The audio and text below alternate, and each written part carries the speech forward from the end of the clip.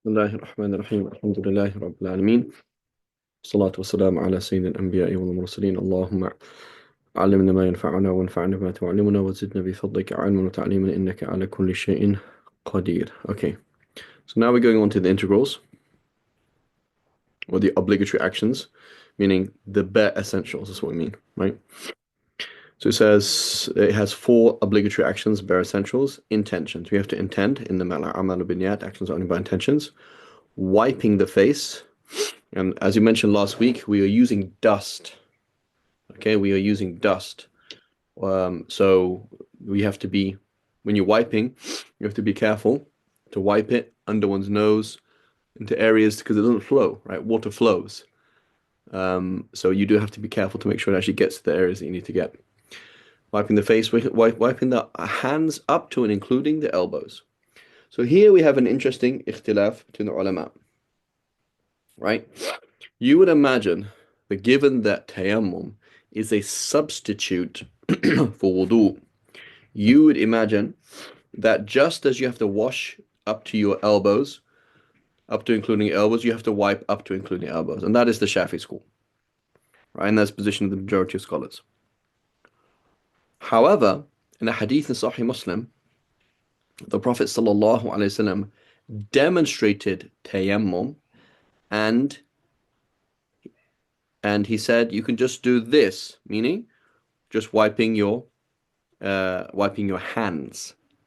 So this is the ikhtiyar of Imam Nawawi, and I believe it is either the Maliki school or the Hanbali school. I can't remember now exactly. But it's certainly it's either one of the two. Maybe Noor, you can help us there. That you can just do the hands, right? The hands count, and so that's a huge convenience when you're in hospital, right? For most of us, may Allah protect us all, we are most likely going to be making tayammum because we can't make wudu because of an illness, right? You have a bandage, you have a cut, you have this or that, and you are not capable of making wudu. So you have a catheter in, you have a saline drip, whatever. It's very difficult to get this thing out. If you just do your hands, it's much, much easier, right? So I believe, is also the position of Ibn Mundhir, if I remember correctly, as well, the early Shafis as well. So it's one of the form when it's did you find it, Noor? Is it the Maliki school?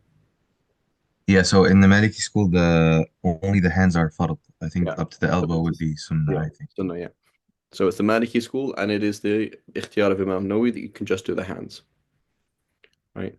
So if you throw on that as well, that you can use a stone, that's fantastic. I am I am in bed in hospital, and it's very difficult for me to make wudu. So you get a stone, wipe my hands, wipe my face. Great, right? Easy. Okay. Join prayers, right? There's a time and a place to do talfiq, right? To mix and match madhahib, right? Your dad is in hospital, he's in and out of coma. It's the time. Say, Dad, just pray. Okay, I can't stand up. Okay, sit up. I can't sit up all the way. Okay, lean up. Turn the bed to face the qibla. Join the Dhuhr and Asr. Yeah, but you can't do that technically speaking in the Shafi school, can you? Because you can't join a prayer with one tayammum. Okay, follow another school, right? There's a time and a place to be easygoing, and there's a time and place to be strict, right? So be as strict as you possibly can for yourself. Do what you can, but as you mentioned as well last week, wiping on the marble ceiling or the marble floor, right?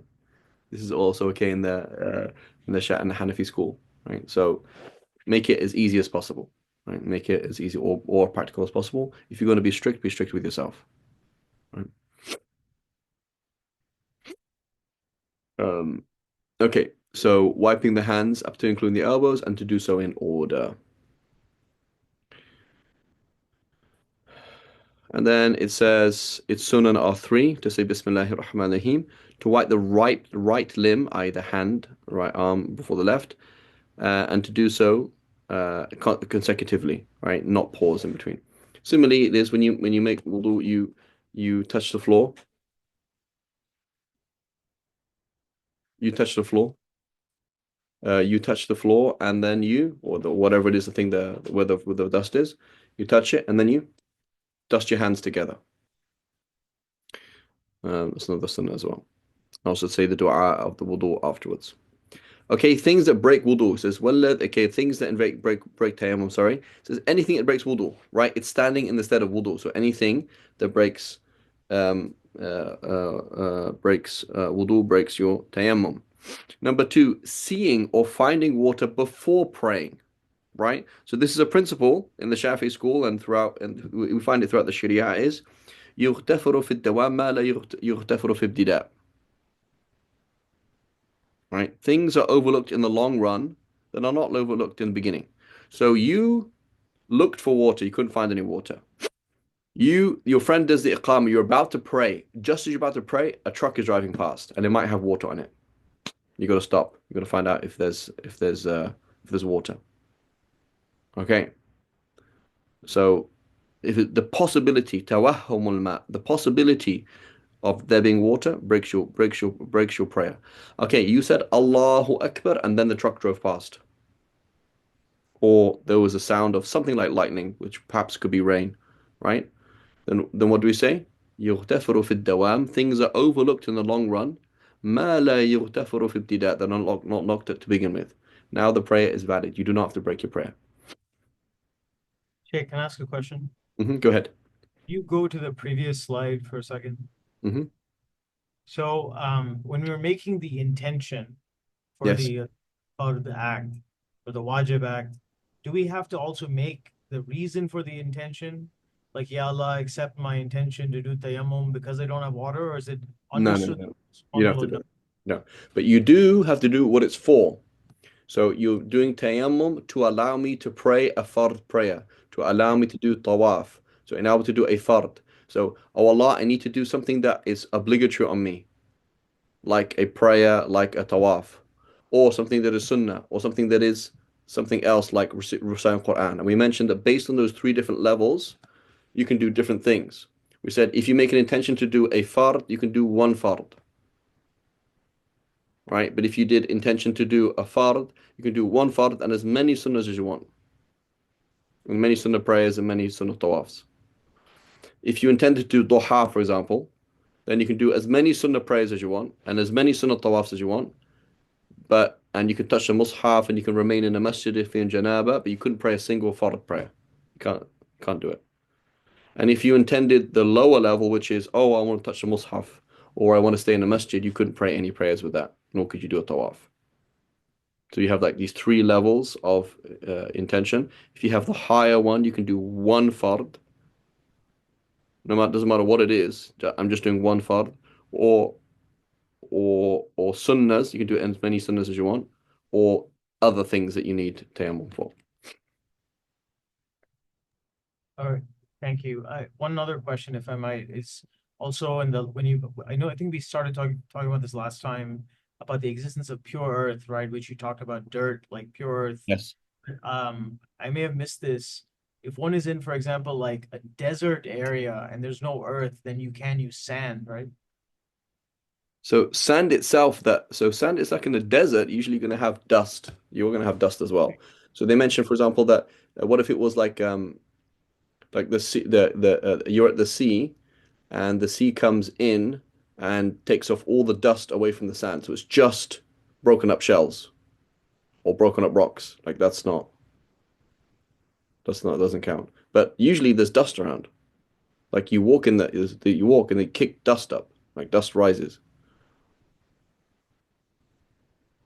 Does that make sense? Yes, thank you.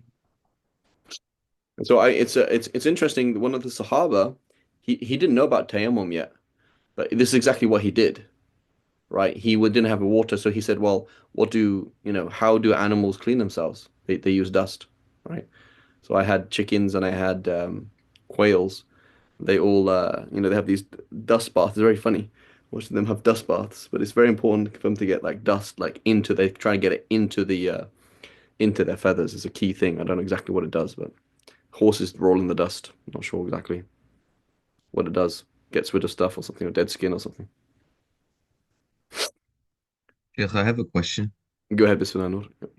In the Shafi'i madhab, is there a distinction between a sunnah act and a mandub act, or it's kind of No, the no, same no difference. category? No difference. Okay. We in prayer we have something called a hater. Hater is like if you sorry a bad. That's a particular term we call a part of the prayer. Like that's a super important sunnah that if you missed it, it would call for a sunnah sujood sahu, right? But we don't, that doesn't exist for us. So for you, for whatever you are, Malikis, and they have certain sunnahs. Like if you miss that, it can be a problem, right? Like through missing it, you could actually invalidate the prayer somehow, right? Like, okay, you missed this, you missed this, you missed this. Okay, now you have to do sujood sahwi. You didn't do sujood sahwi. Okay, the prayer's not valid, right? But Yeah. that doesn't exist, in the Shafi school. So sujood sahwi in the Shafi school is always sunnah, and in anything Okay. else, when we say a sunnah, if you say a sunnah in Hajj, it means you don't have to do it. A sunnah prayer, you don't have to do it. Right? There's no like in the Hanafis, for example, they say Sunnah Mu'akkada, right? For Hanafi, you missed Taraweeh tonight. Okay, fine. You missed Taraweeh tomorrow night and the next night. Okay, you're sinful now.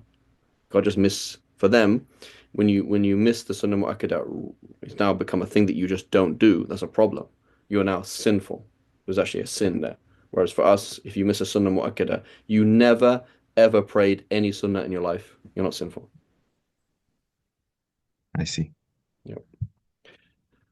However, if you listen to that, how Imam Shafi says it, he says these sunnahs before and after the prayer. He says لا أوجبها, I don't hold that they're obligatory. ولا أرخص لأحد تركها, but I don't allow anybody to miss them. Mm. Notice his language. His language is very different to our language. Yeah. Our Yeah. language is very accurate and very dry, meaning. But he's like, I don't. Nobody can miss it, but it's not wajib. What does that even mean? Right? Or similarly says about like slaughtering on Eid. Like slaughtering on Eid is sunnah for us, not wajib. But he says like, I dislike anybody who is able to do it to not do it. Right? And so the language of the Salaf is very different. Ibn Umar was asked this question, is witr wajib? And he said the Prophet ﷺ prayed witr and the Sahaba prayed witr. So then the Tabi'i asked the question again. He says, yeah, but is it wajib? He says, Prophet ﷺ prayed witr and Sahaba prayed witr. So yeah, but is it wajib? So I've given you my answer. It's like you what you're asking, what I'm answering, and we're not on the same wavelength, right? The Prophet ﷺ did it, khalas, right? And so but the issue then is the technicalities. What repercussions does it have? Something else, right? So that what they're trying to do is what repercussions are there, as opposed to anything else. Like, am I obliged to provide water for my wife to make wudu? No, I'm not. That's not part of her nafaqah. Okay, great. So are you saying that I shouldn't give her water to make wudu? No, I'm not saying that. Okay, so what's the point of what you're saying then? The point of what you're saying is if theoretically the issue was raised to court and she said, he doesn't give me water to make wudu, we would say, well, did you touch her? So yeah, okay, you have to give her water. If you didn't touch her, then she can make tayammum. Like it wasn't caused by you. You didn't cause her to break wudu, so therefore you don't have to provide wudu water for her, right? But this is like so like there's a big difference between like what I'm saying and what that means practically, right? Who or what that discussion, what that definition is used for. So when we say it's not obligatory to pray sunnahs, that doesn't mean you don't pray sunnahs. It just means we don't label it as sinful. That's all. Right? Okay. Khair. So we said things that break wudu. So it says seeing water before praying, we're not allowed to, and then apostasy may not protect us, right? So apostasy. So important concept in Ahl Sunnah, we do not believe that your actions could be annulled. We don't believe that, right? There are certain ahadith, certain verses of the Quran that taken at face value would give the sense that you could like annul your deeds, right? Like you did something and then you lose the reward for that. وَلَا تُبْطِلُوا صَدَقَاتِكُمْ بِالْمَنِّ وَالْأَذَى. Do not invalidate your charity with reminding people that you gave it to them, right? So That's a sense, but we don't believe in that. We say no, this doesn't mean that. It doesn't mean that when so the only way you can annul your good deeds, right, is A, not doing them with good intentions, so therefore not good deeds. B, they're not accepted by Allah. Or C, ridda, you left Islam. So you prayed all these sunnahs and then you left Islam. And then you became Muslim again, right? Zeroed. You've zeroed everything, right? May Allah protect us all. And just on a tangent, forgive me for the tangent, is how does apostasy work? Like, what kind of people? How does it happen that somebody leaves Islam? Like, does anybody know anybody who's left Islam? I do. Sadly. So how does it happen? Are you asking, is there a process? Yeah, like how did they get to that point where they say, "I no longer believe"? Well, they weren't grounded to start with, and Thank you then very much. Right. So I mean, I would say that just briefly, I would just quickly say that the few people I know that have left the deen were all reverts themselves originally. okay, so they And they became just stopped Muslim. practicing, or their families gave them so much of a hard, I don't, whatever the reason, they just decided it wasn't for them. Okay. So, but did they apply the deen? Did they become Muslim and then apply the deen? They did, but then they didn't last. Okay. So they were doing it properly though. Some of them, yes. Some of them, no. So that's new to me, right? That's news to me, and maybe there could be other issues there, but But generally, I will say, yeah. sorry, Sheikh, I Go will ahead. say Yeah. that the few people I know that, like, I've been Muslim, alhamdulillah, for almost 20 years, but the few people I know that are not practicing, they weren't in the deen for longer than 1 year. So maybe they never had enough time to really learn. Okay. The ones I knew were raised Muslim, but I would say they were not very grounded, Right. And so even so if they displayed zeal so so at sometimes. so for me, the way it usually works. And again, becoming Muslim and then leaving Islam, it's slightly different. I had that. I mean, I was a 14, yeah. I had like 4 or 5 people at school become Muslim, and 14-year-old stuff, right? Like, I mean, 14-year-old, one of them went home and his mum said no and whatever.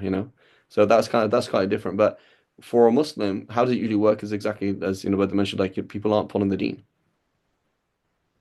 That's the general picture, right? Or they follow the deen and then bit by bit by bit they leave it.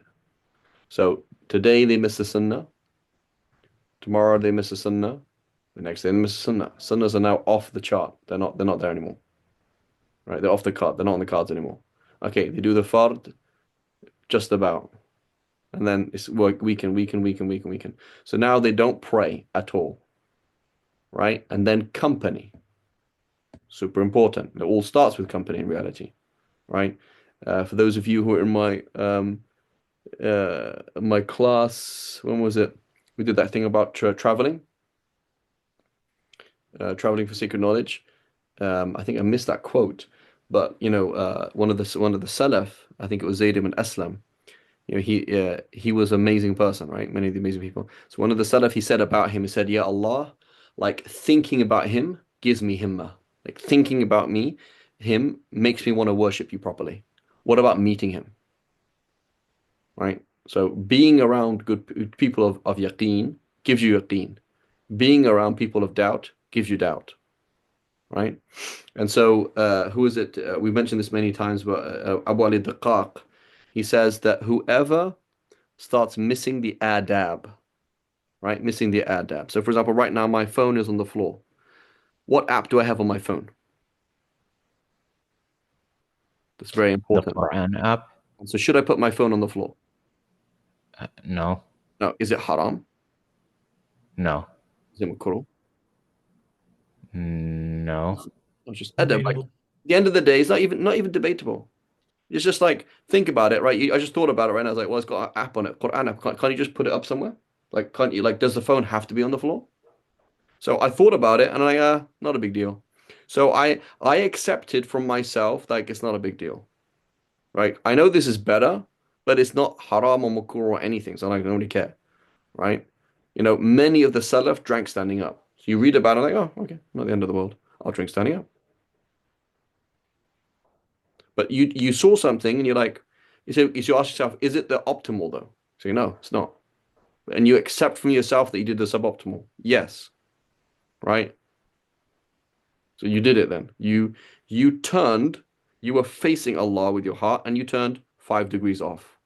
So you're not facing Allah anymore, but you're still facing Allah in general, but you're 5 degrees off. Now, like you accepted not to do the best thing, you went the suboptimal. Okay, that's fine. What happens now then? Allah punishes you, right? I'm not talking about mistakes, of course, right? I do this all the time. Come out of the bathroom with my left foot. Like I'm present, I'm actively thinking you leave your the bathroom with your right foot. That's what I'm thinking. But I just mix the two up. Like, do you think Allah's gonna be like, error? It's not like that. Like Allah's not like you're trying to do what is right and you just mess up, right? It's not like that, is it? So we're not talking about like, oh, you got 7 years of bad luck with Allah because you accidentally once looked at the mushaf with your left eye. It's not like that. I'm talking about is like you knew this wasn't the best thing to do, but you're like, it's okay. So you accepted it. You accepted a relationship change with Allah, 5 degrees off. Okay, and now there's a sunnah that should be done. This is a sunnah. You should say Bismillah when you eat. You should eat with your right hand. You should pray your sunnahs before dhuhr. Yeah, I'm just not going to do it today. Okay, just turned off 10 degrees. So now you're 15 degrees off. Right, you accepted it. Now you make tawbah from all of that and you get straight again. Astaghfirullah, I shouldn't have done that. Why am I wasting my life? Should have done what is right. Okay, now you're back on track again. But if you don't, then what happens? The next thing now you start falling into makruh. This is makruh. Allah hates this. You say, he hasn't threatened me with a punishment, so I'll do it anyway. Okay, and now haram that some people say is haram, a bit of music here and there is not the end of the world. Okay, some people say it's halal, some people say haram, not a big deal. So now you're playing with fire. Okay, and now you start doing haram on a regular basis or leaving obligatory on a regular basis. Now it's just like that's just how you function. Like I function as somebody who plays with fire. Right? I know it's haram. We all know it's haram, but we just do it. Now, what does Allah do? What did Abu Ali Daqqaq says? The person who leaves a fard, he says, يقيضه or صاحب bid'ah or صاحب shubha. I can't remember the words exactly. He says he sends him somebody who has weird ideas. Sohbah again. You start following somebody on Instagram who has weird ideas. And so now it's like kind of cool, it's kind of this, kind of that. And he's like, well, all religions are this, whatever. And they start shaking your iman with certain ideas that are really weird. Right? And so it all starts with when you leave the adab. Right? So we have to hold on to the adab. So it's true we might apply things in different ways, right? You say, for example, Farid, you wear a thobe. Yeah. Okay, why? Because you work in a mosque. So what would you, if you worked in corporate San Francisco, would you wear a thobe? Say, no, I wouldn't wear a thobe. Okay, your beard is pretty long. So would you have this exact same beard in corporate California? No, I wouldn't. So there are different ways the sunnah is applied. But when you identify that in my situation, the best thing to do is X, and then you say, no, you've defined a relationship with Allah subhanahu wa ta'ala. You've made a statement. Like, Allah, I don't love you that much. Allah, I don't fear you that much. Right? It's a statement. Every single action is a statement. Right?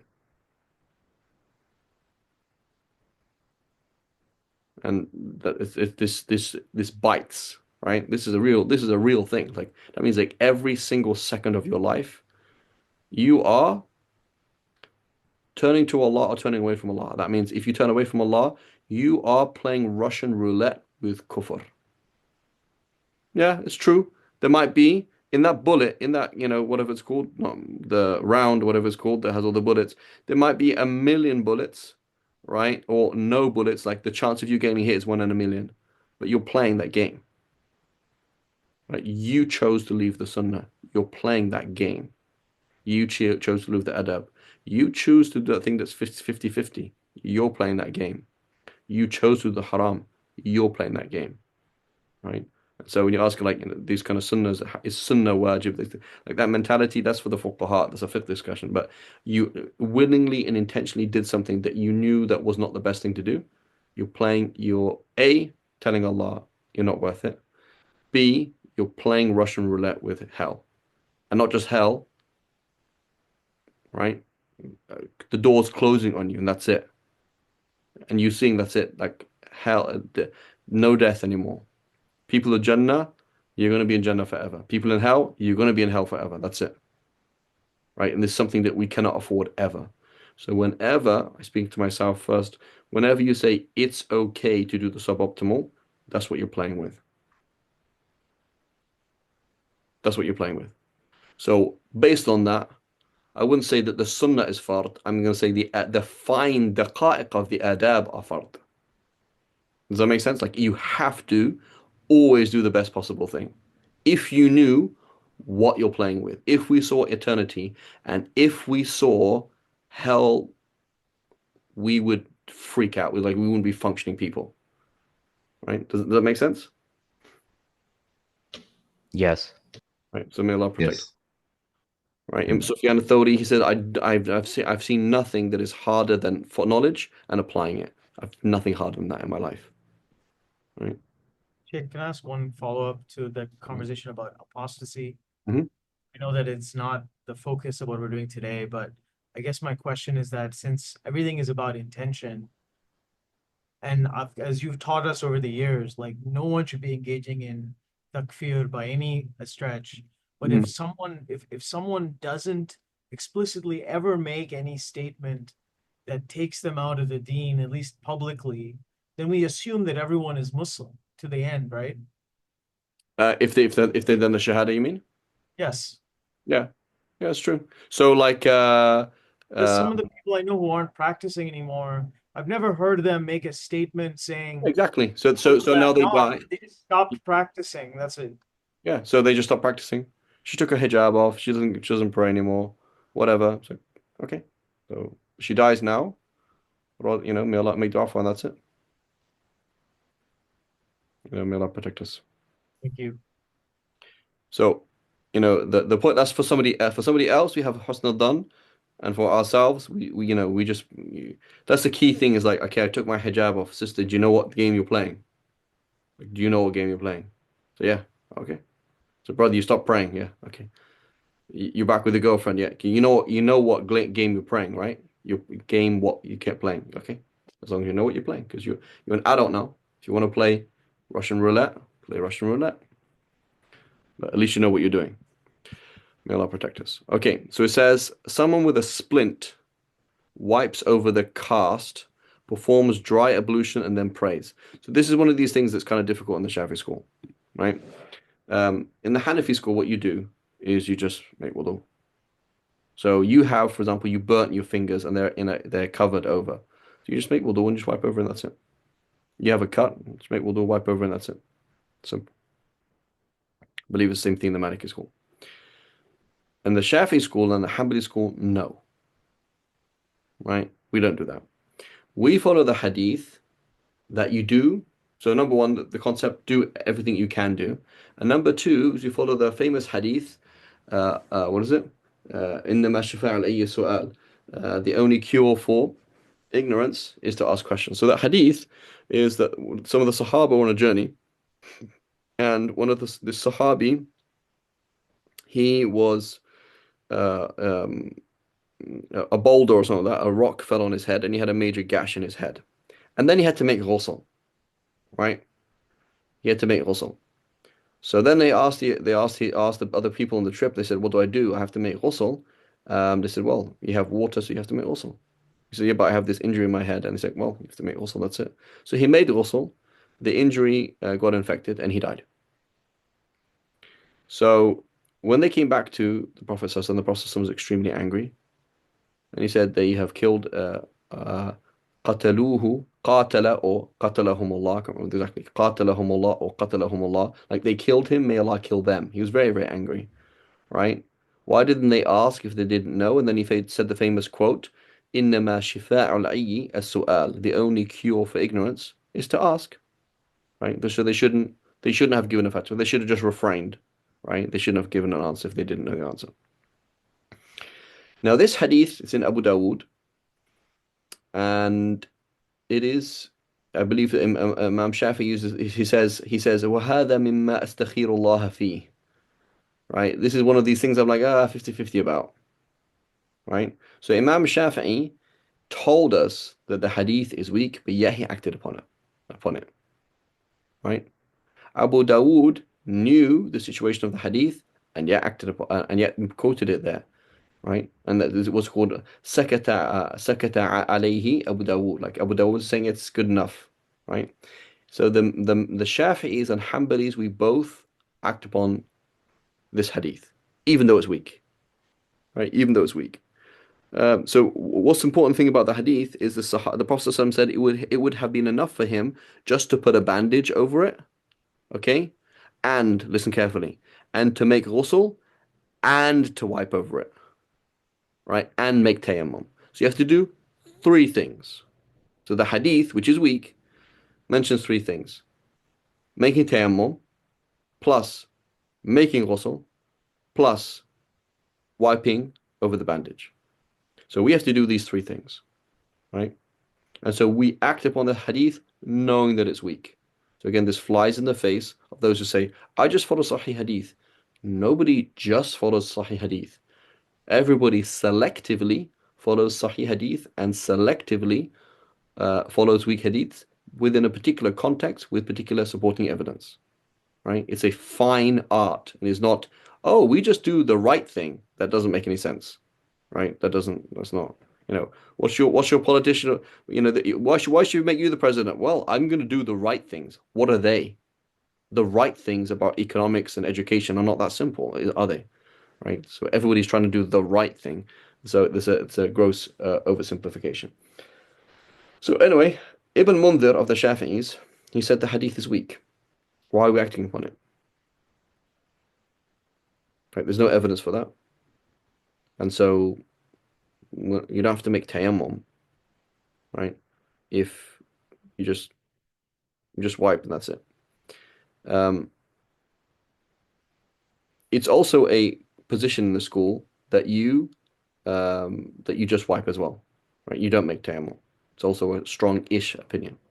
However, the relied upon position is for wudu, you have to make wudu as best as you can, and you wipe over the bandage as best as you can, and you make tayammum as best as you can.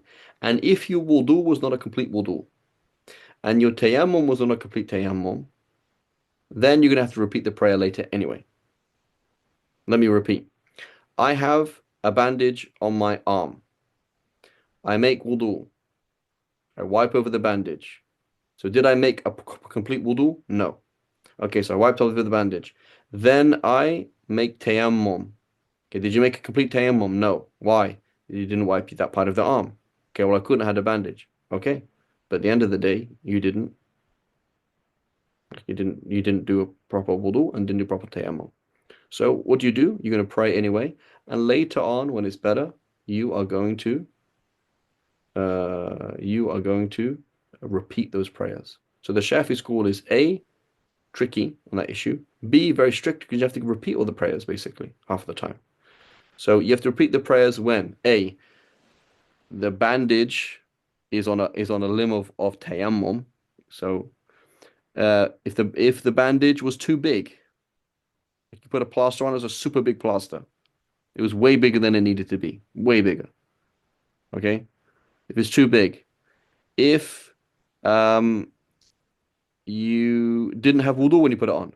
So we treat the bandage like khufs. So you had wudu, you got an injury, and then you put the bandage on. So imagine, for example, there was a nail sticking out of a wall, and it went into your back, right? So now it's not going to affect your wudu. Like you can make wudu, right?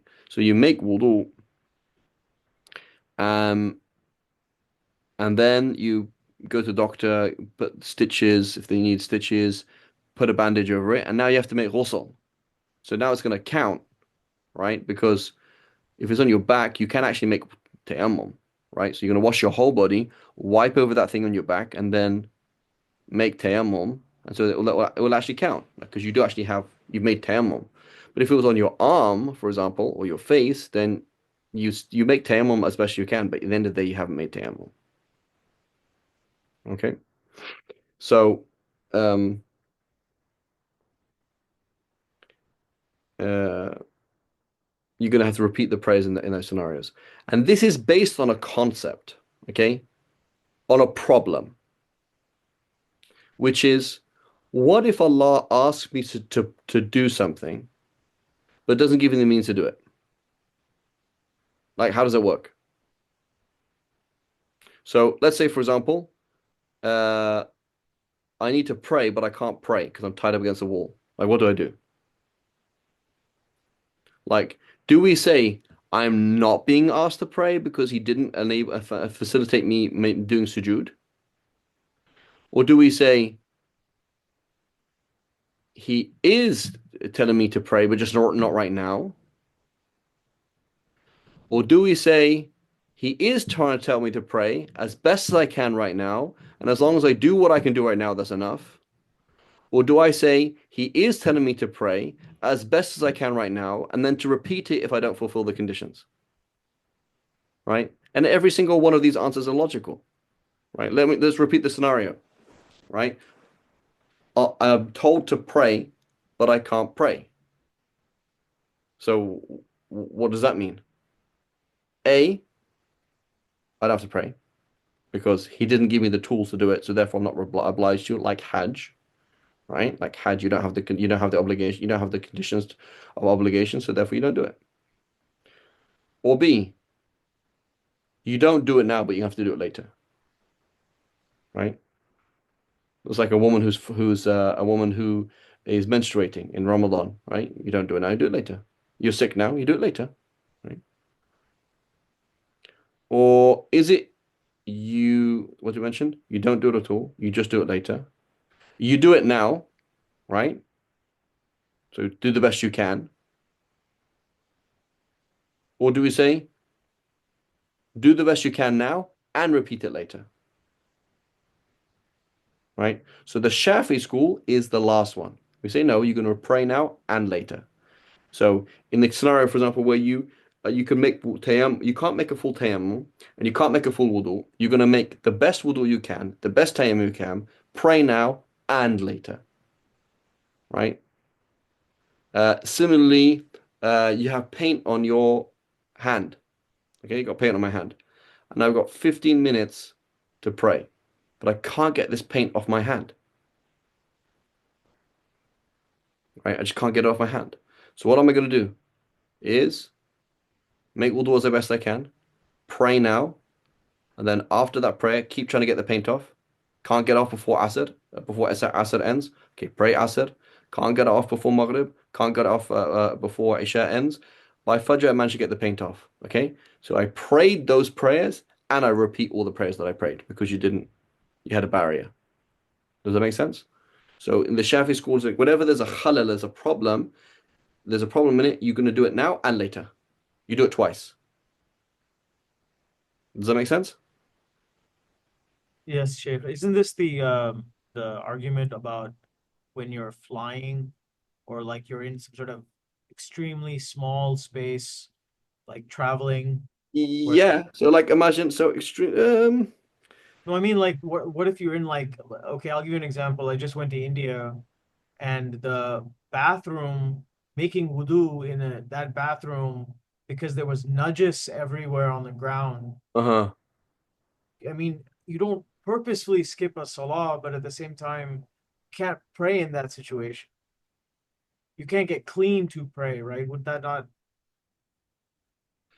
So here's that's a slightly different situation. It's a bit more complex. So let me uh so there are certain times so here let's say for example the only way to make wudu would mean that I'm gonna get urine on me, like there's urine over the floor that you're trying to say. Yes, there was. there was things on the ground. Let's put it that way. Yeah, yeah. So, so, uh, I mean, assuming you couldn't remove it or assuming you couldn't avoid it, um, here the issue would be, is it better to pray without wudu or better to pray with najasa on you? Right? So there's scenarios like that. Like, what does Allah want? What's the priority? Like the scenario, for example, this person has flatulate, what's it called? Gas coming out. Flatulence. Flatulence. Okay. So when they lean forward, gas comes out.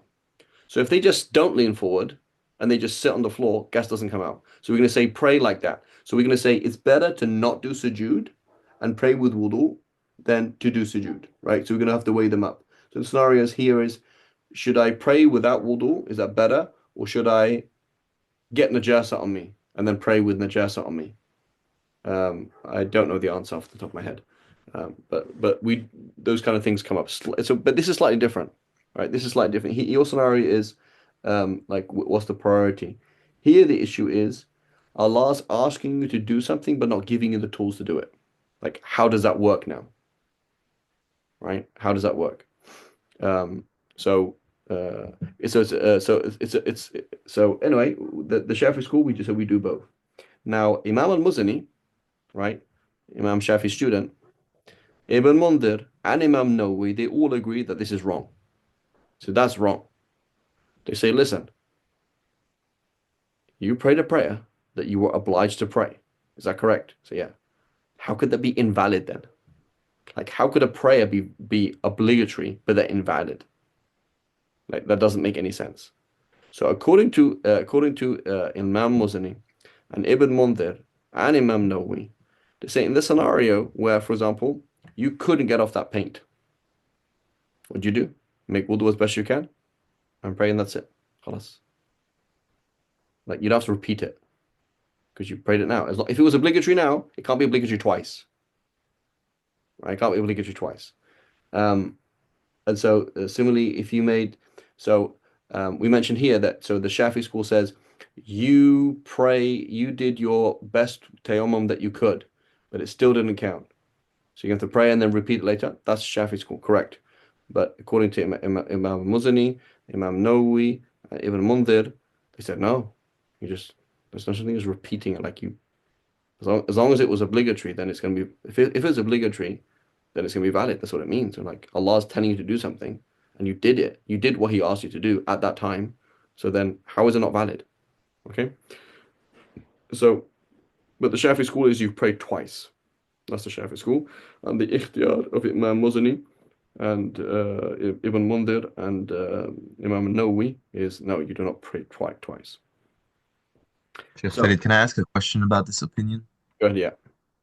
So is this just when one actually has, like, for example, a splint, right? And they actually have the water to make wudu, but they would just do what they can, like wipe and pray. Does this also apply to the case you mentioned? The specific scenario. So one specific scenario is um, a tayammum that doesn't fulfill all the conditions. So if I had on my arm, so I made the best wudu that I could, and I made the best tayammum that I could. But in the end of the day, I made neither wudu nor tayammum. Hmm. So the Shafi school says pray and pray again. Right? Imam Nawawi says no, you just pray and that's it. But according to this opinion, one would do the wudu and the tayammum, according to Yes. Imam So, Nawawi. yeah. So according to Imam Nawawi, yes, yeah, you still do that. You're still going to do you're still going to do everything you can because that's the ruling. But the point is, he's saying that it's valid though. Like it is, if you did that, you have now done what Allah has asked you to do. So therefore, it is valid. Hmm. But this opinion does not stretch to examples you mentioned where you have no means to pray, like Same being thing, yeah. tied to a The wall. same thing. I'm tied to a wall. Similarly, so do the best you can, and that's it. Similarly, do the best you can, and that's it. Similarly, no wudu, no tayammum, that's it. And you So would stick with that. So Ibn Mundhir even mentions a hadith for that. He says the hadith that happened before tayammum was legislated, right? And what did they do? They prayed without wudu. And then he says, well, they weren't commanded to repeat it though. right? Obviously, that's the assumption that they won't come on, but that's the assumption. He says they prayed without wudu because the time came in, we had no water. The legislation of tayammum hadn't revealed yet. So basically, we just prayed and that's it. Hmm. Does that make sense? Yeah. Yeah.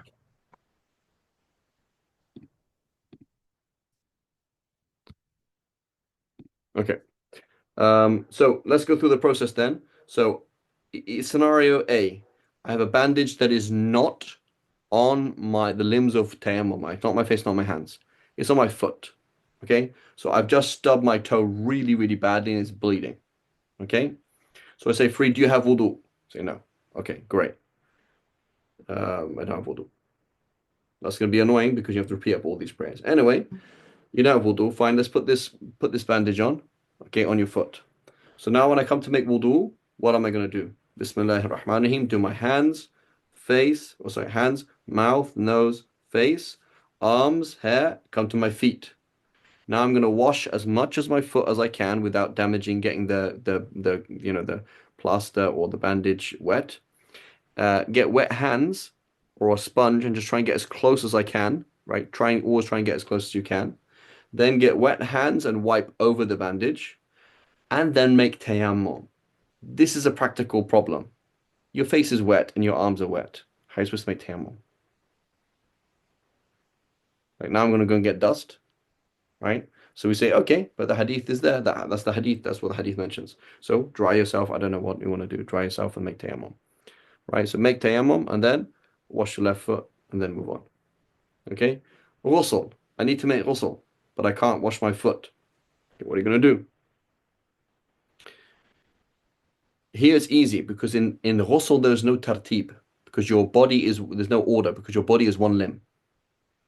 Okay, your body is one limb. So what do you do? What do you do? Is you can make tayammum first. So you can make tayammum first, okay? And then when you're washing, you wash everything else off. You wash everything of your body you can. You come down to your toe. You get as close as you can with the water without making it dangerous, and then wipe over it. Okay, and you wipe over it. Now that's done. Okay, but the point is you have to do both. So with the wudu issue, it is kind of difficult because even if you dried, you're still going to be damp, right? So then you put dust on your face, it's going to kind of be funny. So it is quite difficult. Sheikh Nuh Keller, who's pretty strict, he in a Reliance of Traveler, he just puts the whole section there, explains it all, and says, by the way, the Hanafis are way more easy here. Just follow the Hanafis, right? Which is basically as long as most of your body is not covered in um,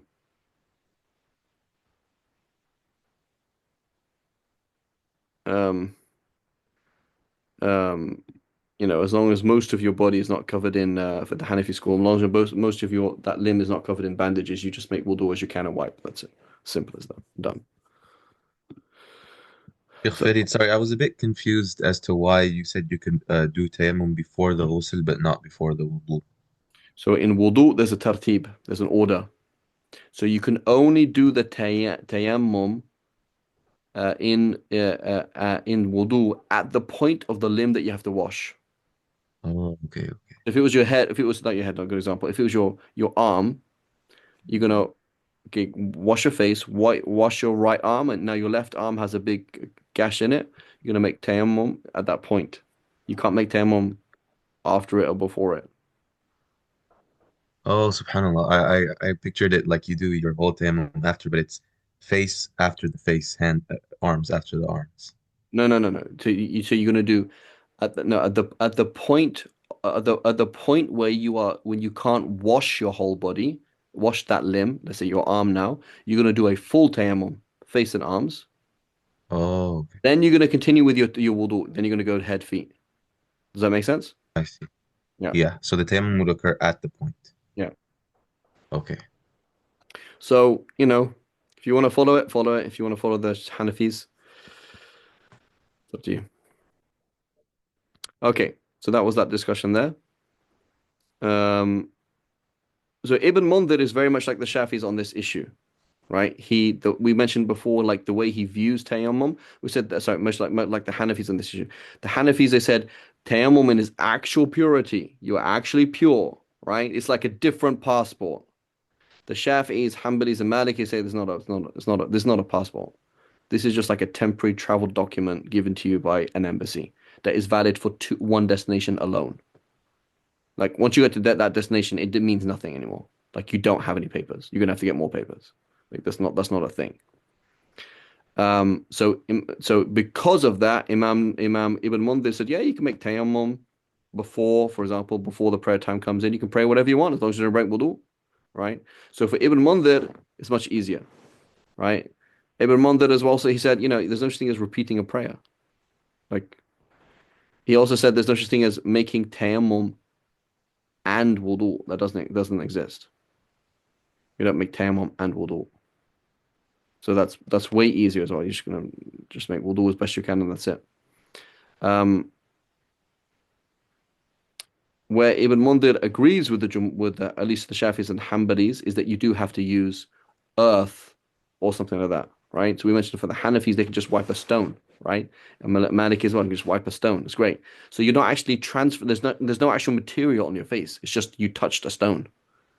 Whereas for the Shafis and Hanbalis and Ibn Mundhir, it's like, no, there's actual dust that's on your face from a wall, from the floor, from a tree or something like that. It's actual dust there.